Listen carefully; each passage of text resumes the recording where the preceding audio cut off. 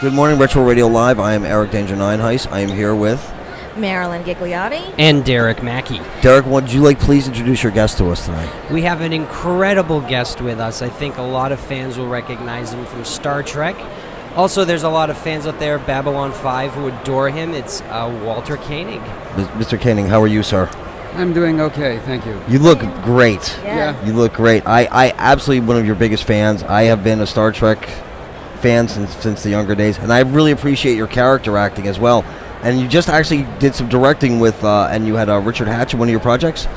Well, I wrote and produced that film called Inalienable. I did not direct it. Okay. Okay. Yeah. The film, I mean, can you tell us a little bit about the film? I want to see it ASAP. I read a lot of good stuff on it so far. Yeah. It's about it's a story about a man who finds himself host to an alien parasite that has some of his DNA, and he ultimately gives birth to it. And during the course of the story, bonds with it and considers it his son, and then it becomes a story about civil rights and human rights, and does this being that is part human have does he have access to these rights? And the third act is in fact a custody hearing. Oh. Wow. Now, if it sounds at all familiar, there's a movie called Splice that just Right. came out. Yeah. Yeah, I can assure you that our movie came out 2 years before Splice did. So, if there was any borrowing, it was the other way around. Well, too, a splice, it looks like regurgitated species as well. Yeah. I'm not big on regurgitation. I actually think they did a really good job on the new Star Trek.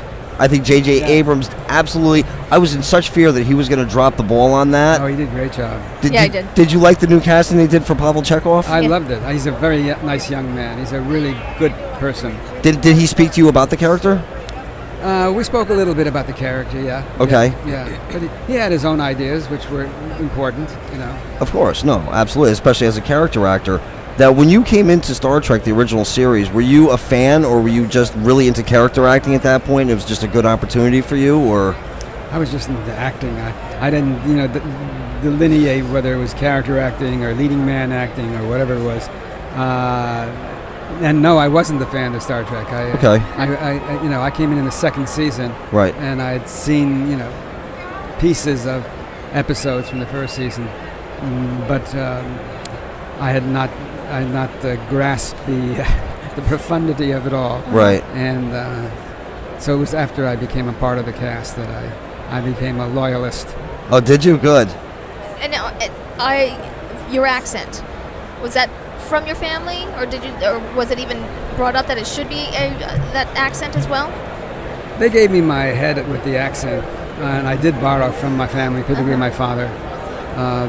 He did invert the V's and the W's, as many Russians had done and do. At this juncture, for some reason, people seem to think, 30 or 40 years after the fact, they seem to think that I overdid it. Well, I didn't overdo it. If anything, the accent was not as thick as it might have been. I might have left out prepositions. I might have, people talk without all the, with the does and the ofs and the ifs. But I left all that in. So it was not overdone. It's just whether or not you choose to accept the fact that there are Russians who say vegetables instead of vegetables. Right. I never thought that. I thought you embraced the character, and I believed it. And that's the one thing, especially with character acting, it's got to be how believable it is to me, and it was completely believable. There's no point. I never not believed that you were a Russian. Right. Oh, good.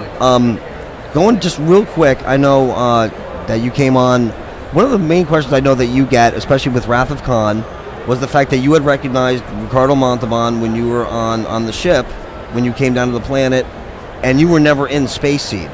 I know you get a lot of that question, and I've never heard, I've never followed up on the answer to that. How did you explain to the writers that you weren't in Space Seed, and then all of a sudden you recognized Khan? Well, actually, I don't want to disillusion you or destroy any... Go ahead. Oh, God. It won't be the first time. Yeah, today. I was gonna say.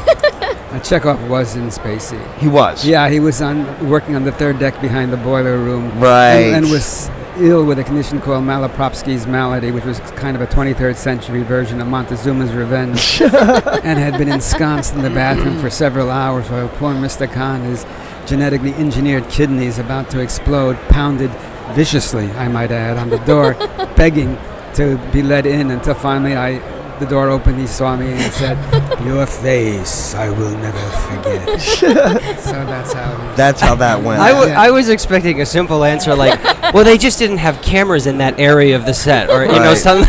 That's a great answer. The backstory's much better. I'm a big fan, like I said, of Star Trek, but I embraced Jeffrey Hunter as Captain Pike in the original pilot. Do you think that, again, just from a character reference, it's no shoot on William Shatner or anything else, do you think, because of the depth of his acting and a lot that he had brought to the table, do you think Jeffrey Hunter would have been, maybe in your opinion, a better captain or a better actor in that position? I mean, I know there's a lot of politics with him and his wife getting with Gene Roddenberry and stuff. Did you like Jeffrey Hunter in the pilot? Well, bear in mind that I didn't see the pilot for many years. No, I understand that. I thought Bill Shatner brought a lot to Captain Kirk. Okay. I didn't think Bill Shatner brought a lot to the set, but he brought a lot to the character. Right. And that it was a bit stylized became part of his whole identity. Right. And I think the fans loved it. They found him to be a very romantic and an action adventure hero. And, Sure. And using the word embraced, they certainly did that with him. So I wouldn't speculate how Jeffrey Hunter would have played the role. I thought that Bill Shatner did an Oh no, excellent absolutely. job. It's not taking anything to not shoot on Shatner at all. I mean, Yeah. God bless Captain Kirk. I just like depth of acting a lot, and I'm starting to do a lot of acting workshops now, and I just love Jeffrey Hunter as an actor. And again, seeing him in like a space role, and again, I thought he took that Pike character, and again, the new movie, they finally they start going back to what Captain Pike really was, and I like seeing the character. Now I know, and again, I don't want to hold you up for too much longer, but in Generations you had made an appearance. Was that the final time that Chekov has actually appeared in Star Trek on the motion picture screen? Yeah. Yes, that's true. Is that true? Are there any other calls for Chekov and anything coming up soon that we can see him as a character? No, there are fan films. Okay. And I did a couple of those. Okay. One was about Chekov growing older within a very short period of time. Okay. And that was a rip of Deadly Years, which Yes. was one of the episodes. I remember that. When Chekov did not grow old. Right. And I volunteered to do this because I thought it gave the character some finality, some completion. Okay. And it gave me an opportunity to explore the character in a more introspective manner.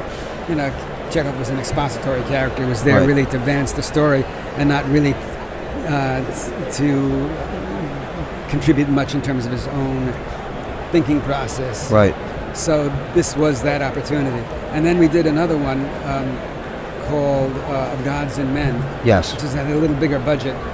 And it was Chekov, but it was also a parallel universe kind of Chekov. The mirror type of thing. Yeah, and he was a revolutionary and a very hot-blooded and very much seeking revenge, and it was really just a good part. Okay. So I enjoyed doing that. So both of those came after Next Generation film, Right. but I don't anticipate any more. How did you like reading the script for Eden's Stepchildren? That you actually started getting a little more character. Eden's Stepchildren? Was it Eden's Stepchildren? Plato's Stepchildren? No. The one where they all go back to Eden, and they had the acid on the ground with the feet. Oh, that wasn't called Eden's Stepchildren. It was. I'm sorry. That was okay. That was okay episode. I thought that was a little contradictory in terms of character. The Way to Eden it was called. Okay, I'm sorry. Yes. Because Chekov was, if anything, a little bit.